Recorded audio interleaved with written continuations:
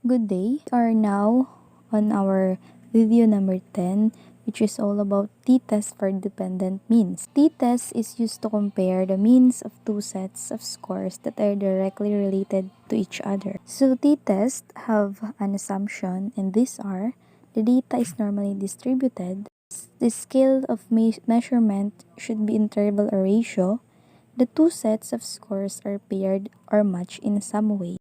So as you can see, we have here our data samples, a total of 100 data samples, and a situation a teacher wants to determine the effectiveness of her teaching strategy.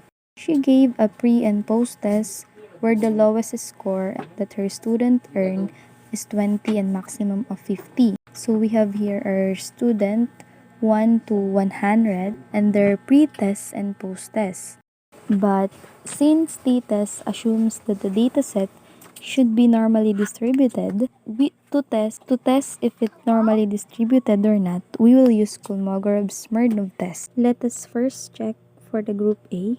The p-value is 0.11709 and it means that the data is normally distributed. For the group B, the p-value is 0.14596 and that also means that the data is normally distributed. We have now assumed that the data set are normally distributed. We can now start for the t-test dependent samples. Let us first state the objective of this t-test. Is there a significant difference in the teaching strategy of the teacher and the pre-test and post-test of the students? The null hypothesis: there is no significant difference teaching strategy of the teacher and the pre-test and post-test of the students.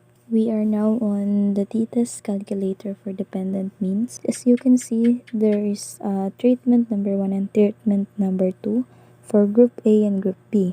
Significance level at 0.05 and the two-tailed hypothesis.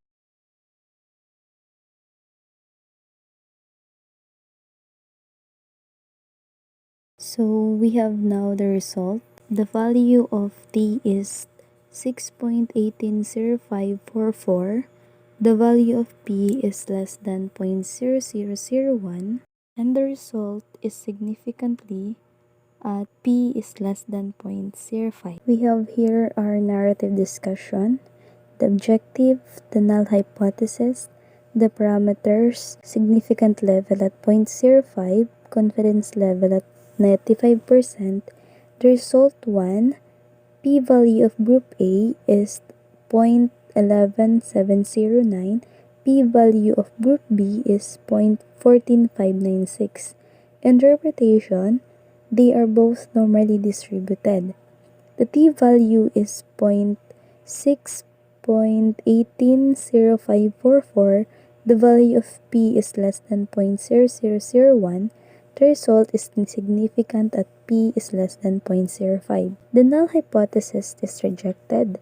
Therefore, there is a significant difference in the teaching strategy of the teacher and the pre-test and post-test of the students. The given analysis is: the given dataset had been tested with t-tests for dependent samples since each group were consists of different participants or respondents.